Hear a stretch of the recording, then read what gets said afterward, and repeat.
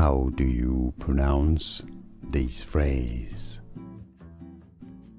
In the UK, in British English, the pronunciation is generally as gluten-free.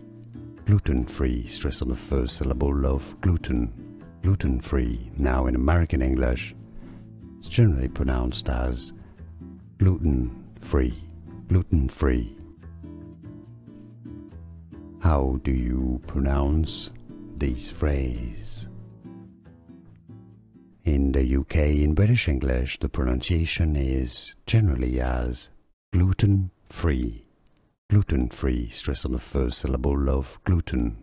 Gluten-free. Now in American English, it's generally pronounced as gluten-free.